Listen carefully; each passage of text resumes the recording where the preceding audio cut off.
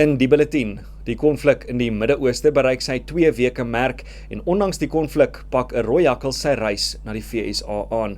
Goeiemiddag, dis tyd vir Pretoria FM se visuele nuusbulletin in Afrikaans. Ek is Dian van der Berg.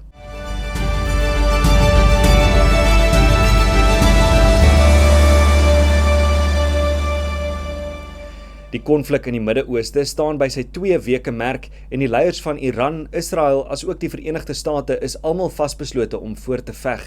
Duisende mense is dood, miljoene is ontheem en finansiële markte is onder druk. Iran se nuwe opperleier, Mojtaba Khamenei, het sy eerste boodskap uitgereik en gedreig om die seestraat van Hormuz gesluit te hou en bure gewaarsku om Amerikaanse basisse te sluit, anders kan Iran hulle teiken.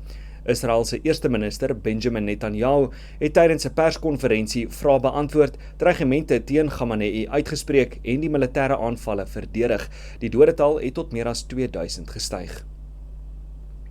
Eswatini het nog 4 mans wat uit die VSA gedeporteer is, ingeneem. Die land het verlede jaar ook 15 mans ingeneem as deel van 'n ooreenkoms met Washington en verskeie Afrika-lande om migrante te aanvaar.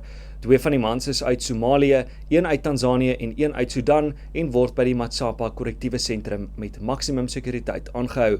Die fasiliteit tref volgens berigte ook voorbereidings om nog nagenoeg 140 gedeporteerde immigrante te ontvang.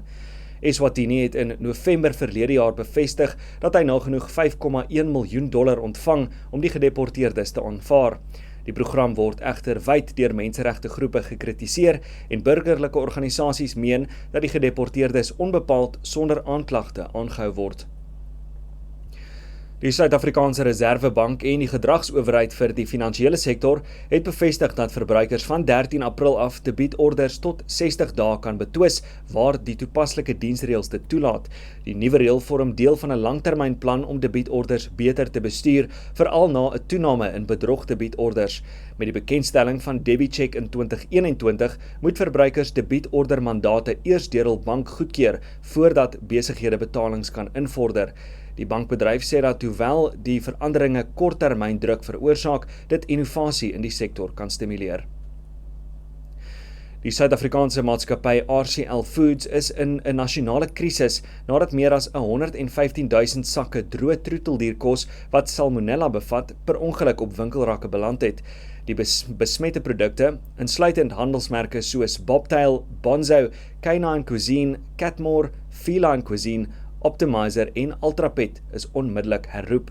Die hoof van RCL Foods, Paul Chickshank, sê die maatskappy het nie sy eie standaarde nagekom nie en werk vinnig om die situasie reg te stel. En 'n rooi jakkals wat ongesiens op 'n skip van Engeland na die VSA beland het, is deur douanebeamptes in New York hawe ontdek. Die jakkals is volgens berigte sowat 2 jaar oud en is eers ontdek nadat die skip by die hawe in Amerika aangekom het.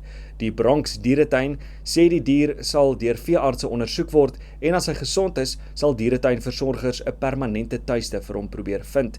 Rooi jakkalse kom in Europa, Asië en Noord-Amerika, asook dele van Afrika voor. Brittanje het egter die digste jakkalsbevolkings ter wêreld. Dit bring ons aan die einde van vandag se Afrikaanse nuusbulletin op Pretoria FM. Totsiens.